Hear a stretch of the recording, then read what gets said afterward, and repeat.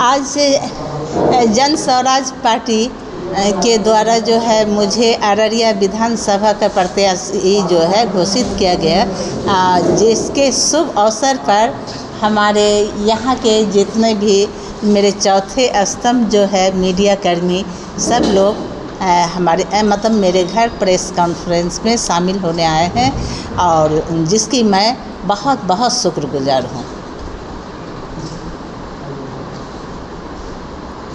Party ने आपको ticket देकर अररिया विधानसभा चुनाव लड़ने के लिए भेजा है, क्या वजह थी पार्टी ने आपको मौका दिया है? देखिए, चूँकि मैं अररिया की बेटी हूँ और अररिया ही की बहू हूँ और अररिया के मिट्टी से और अररिया की जनता से मुझे बेपनाह मोहब्बत है और मैंने अपना 32 साल जो है शिक्षा के क्षेत्र में दिया और अररिया वासियों के लिए समर्पित किया और मैं इस रिटायरमेंट के बाद मैं राजनीति में भी आई हूँ, तो वो मेरा मुद्दा अररिया का विकास है।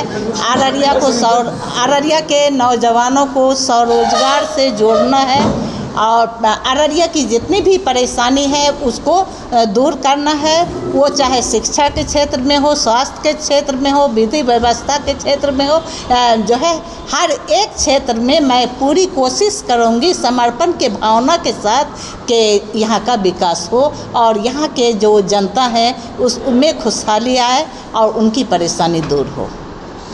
अभी जो है मुख्यतः पक्ष और विपक्ष में एनडीए और महागठबंधन में वोट पड़ता है, आपको क्या लगता है कि आप इस लड़ाई में अपना स्थान बना पाएंगे? देखिए, अब तक जो हमारे यहाँ वोटिंग होता रहा वो जो है हिंदू के मतलब क्या है कि बीजेपी में वोट नहीं जाए, लालू को वोट दे दो और लालू को वोट नहीं देना है, जंगल राज नहीं करना है तो जो है भाजपा में वोट दे देना है। इसी विचार को लेकर के हमारी जनता जो है वोट करती रही और किसी ने इस चीज़ को नहीं सोचा कि हम हिंदू मुस्लिम कब तक करते रहेंगे, मंदिर मस्जिद कब तक करते रहेंगे। और ये मंदिर मस्जिद हिंदू मुस्लिम करने का ये नतीजा है कि मेरा 60% बच्चा जो है अभी मजदूर हो गया और जो है यहाँ थोक भाव में दूसरे स्टेट में जो है मेरे बच्चे को मजदूरी करने के लिए मजबूर होना पड़ रहा है। तो इन सारी चीज़ की जो कमी है और परेशानी है बिहार में, उसको दूर करने के लिए प्रशांत किशोर का पहला एजेंडा है कि मुझे पलायन को रोकना है और जितना भी युवा है उसको स्वरोजगार से जोड़ना है और जितना भी फैक्ट्री गुजरात और पंजाब में लग रहा है वो सारी फैक्ट्री को हम ऐसा इंतज़ाम करेंगे कि हमारे बिहार में होगा और हमारा बिहार का बच्चा जो है अपने घर में रह करके काम करेंगे और सुखी संपन्न रहेंगे और तब तक के हम अपने आप को सफल नहीं मानेंगे जबकि गुजरात और पंजाब से लोग आकर के बिहार में काम करें। अच्छा मैम, अभी आप इस टिकट के रेस में कई सारे लोग शामिल थे, उसमें से आपको टिकट दिया गया। इससे पहले हम लोगों ने देखा है कि जितने लोग भी दावेदारी कर रहे थे सब एक साथ मिल करके जन स्वराज के लिए वोट मांगते या लोगों से बातचीत करते नजर आ रहे हैं। तो क्या अब भी ऐसा ही होगा? जो लोग मैदान में थे उम्मीदवारी मतलब वो चाह रहे थे, टिकट चाह रहे थे, क्या अब भी वो लोग साथ हैं या संगठन से अलग हो गए? देखिए, जब मुझसे आला कमान ने पूछा कि टिकट किसको दिया जाए तो मैंने स्वतः जो है अपनी बात को रखा उनके सामने कि हर जन स्वराजी का जो है एक विचार होनी चाहिए कि हम जिस जो है विधानसभा की बात करते हैं उस विधानसभा को हम निकाल पाएंगे कि नहीं और वो उसकी जो मकसद है वो जीत होनी चाहिए, ना कि मुझे टिकट मिले और मुझे मिले। तो आप आला कमान को जो बेहतर लगे, जो डिज़र्व करते हैं कैंडिडेट, जो सीट को निकाल सकते हैं उसको आप टिकट दीजिए। और शिक्षिका के रूप में आपने सेवा दिया और फिर अचानक से राजनीतिक में कैसे? देखिए, शिक्षक के रूप में आपने और पूरे अररिया वासियों ने मुझे देखा और ये बिल्कुल सत्य है क्योंकि किसी ने मुझे जो साहित्य के क्षेत्र में जानते हैं तो कोई मुझे शिक्षा के क्षेत्र में जानते हैं, लेकिन राजनीति वाली जहाँ तक बात है वो जो है मेरे कहा जाता है कि ब्लड में मेरा जो है राजनीति कूट कूट के भरा हुआ था। मैं छात्र नेता भी रही, जब पटना यूनिवर्सिटी की स्टूडेंट थी वहाँ भी मैं छात्र संघ से जुड़ी रही, और जो है छात्र के साथ जो है अव्यवहार और जो है कोई भी परेशानी होने पर मैं आवाज़ उठाती रहती थी। कितना मुश्किल मानते हैं? ऐसा कुछ नहीं है। जब इंसान ठान लेता है कि हमको जो है सिर्फ अपने लिए नहीं बल्कि अपने समाज के लिए, अपने राष्ट्र के लिए कुछ करना है, जीना है, तो फिर जो है उसके लिए कोई काम मुश्किल नहीं नज़र आता है। अगर अररिया की जनता आपको चुनती है, आपको विधायक बनाती है, तो अररिया में आपकी प्राथमिकता क्या होगी अररिया विधानसभा के? अररिया विधानसभा के लिए सबसे सर्वप्रथम जो है मैं शिक्षा में सुधार चाहूँगी। और आप लोग एक मिसाल के तौर से देख लीजिए कि आज़ादी के बाद से जो है आज तक हमारे बच्चे के लिए अररिया में एक DLED कॉलेज नहीं है। क्या यहाँ बुद्धिजीवी नहीं है? अररिया में तो हर साल 1-2 किताब छपती है, इतने बड़े बड़े राइटर और साइंटिस्ट यहाँ पैदा हुए, लेकिन जो है किसी ने ये आवाज़ क्यों नहीं उठाया कि हमारे बच्चे के लिए कॉलेज चाहिए।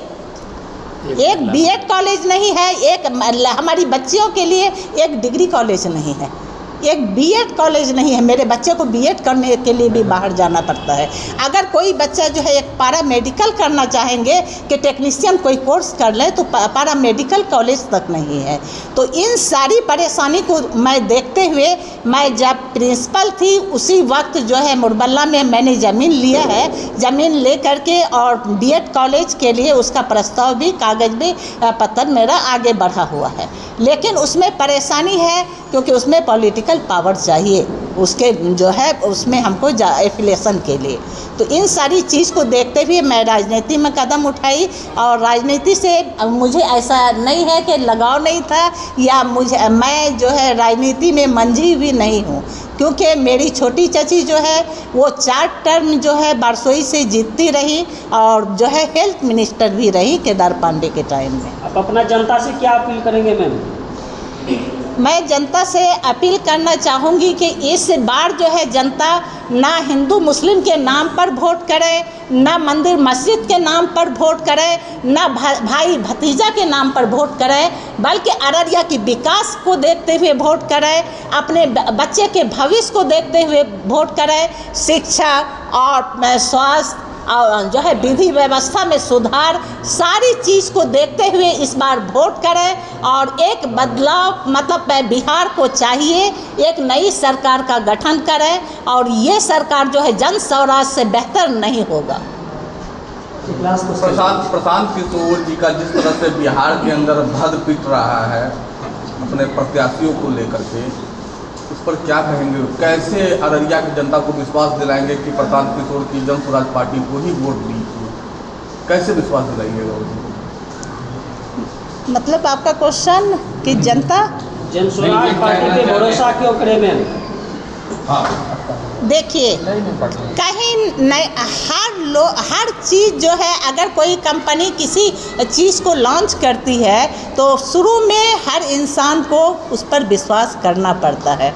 और उसी तरह से प्रशांत जी हमारे बीच आए हैं, और वो जितनी भी मेहनत कर रहे हैं और जितने मुद्दा को उठा रहे हैं उसमें उनका मवाद नहीं है, उनकी फ़ायदा नहीं है, बल्कि वो बिहार के मुद्दा को उठा रहे हैं, बिहार के बच्चे के भविष्य को देखते हुए बिहार की परेशानी को सामने ला रहे हैं। इसलिए बिहार वासियों को वो जो है यकीन करना चाहिए। हम तो 15 साल 20 साल जंगल राज को झेल लेते हैं, हम बिहार वासी इतना ही मतलब लोकप्रिय, मतलब प्रेमी है कि हम जंगल राज भी सहते हैं, गुंडा राज भी सहते हैं, आज हम लोग जो है पदाधिकारी का राज भी सह रहे हैं, भ्रष्टाचार भी सह रहे हैं। तो इन सारी चीज़ को जब 20 साल हम 15 साल किसी को समय दे के देख सकते हैं, तो प्रशांत जी को एक बार मौका दे के क्यों नहीं देखेंगे? अगर एक साल में, अगर 5 साल में प्रशांत जी सही आपके तराजू पर नहीं उतरते हैं तो आप फिर वोटिंग करवाइए, बीच में आप जो है विधानसभा भंग करवाइए, वो ताकत तो आपके हाथ में है। बीच में कुछ लोग तो ये भी कहते हैं कि ये बीजेपी का बी टीम है, जैसा कि इससे पहले MIM पार्टी को कहा जाता था कि बीजेपी का बी टीम है। अब इसके विषय में क्या कहेंगे? देखिए, अगर वो बीजेपी के बी टीम होते तो बीजेपी के जितने भी कद्दावर नेता हैं उसका वो कब्र क्यों खोदते, उनका बखिया क्यों उखाड़ते? वो तो बीजेपी वाले उनके जितने भी नेता भ्रष्ट नेता हैं, प्रशांत किशोर का नाम सुनने के बाद थर-थर कांपते हैं, तो आप कैसे कहेंगे कि बीजेपी का वो बी टीम है? हम लोग का सवाल ही है, जनता का सवाल। जनता को नहीं मालूम है और आने वाले कल में जनता ये महसूस करेगी कि प्रशांत किशोर और जन स्वराज से बेहतर कोई सरकार नहीं था और आने वाले कल में उसको परमानेंट वो रखना चाहेंगे। अपना नामांकन कब करेंगे? मैं अपना नामांकन 18 तारीख को करने जा रही हूँ। आप सब उसमें आमंत्रित हैं और मैं अररिया वासियों से भी जो है अपील करती हूँ कि वो लोग हमारे जो है नामांकन में नॉमिनेशन में ज़रूर आए और उनकी भागीदारी होनी चाहिए। ट्रेडिशनली ये कांग्रेस का वोट है। अगर आप डेमोग्राफी देखें तो मोर देन 65% मुसलमानों की आबादी है और उसको और बाइफरकेट करके अगर आप देखें डेमोग्राफी, कुल्हैया बिरादरी इसमें सबसे बड़ा प्रोमिनेंट है कि जहाँ पे अगर उस बिरादरी का आपको वोट आता है और आप उस बिरादरी से ताल्लुक़ भी रखते हैं, आपको क्या लगता है? आप लास्ट टाइम आपसे बात भी हुई थी, आपने बोला था कि ट्रेडिशनल वोट को हमने सेम दिया, अभी आपकी क्या स्थिति आप बताएं। देखिए, कांग्रेस पार्टी पुरानी पार्टी है, ये सब जानते हैं और जहां हम राहुल गांधी या राजीव गांधी की बात करें तो बहुत ही अच्छा उनका रोल इंडिया के लिए रहा, देश के लिए रहा। लेकिन प्रतिनिधि के रूप में हमारे अररिया के जो एमएलए हैं, प्रतिनिधि हैं जो है, वो सही माने में प्रतिनिधि होने के योग्य नहीं है। जनता मजबूरी में उनको वोट करती है क्योंकि जो है बीजेपी को वोट नहीं करना है तो मजबूरी में जो भी सामने है उसको वोट करना है। इसलिए हमारे प्रतिनिधि 2 बार जो है जीतते रहे। लेकिन इस बार हमने जो है पब्लिक मूवमेंट देखा है, मैंने सर्वे किया है क्योंकि मैं हर गांव में 2 बार 3 बार जा कर के भ्रमण किया है। सभी लोग जो है परेशान है प्रतिनिधि से और सब लोग जो है बहुत अनाप शनाप भी बोल रहे हैं उनके लिए। और मैं दावा के साथ कहती हूँ कि कांग्रेस का वोट बुरी तरह से जो है टूट चुका है। बिरादरी का वोट आपको कितना आ रहा है, क्या लग रहा है? घूम रही है।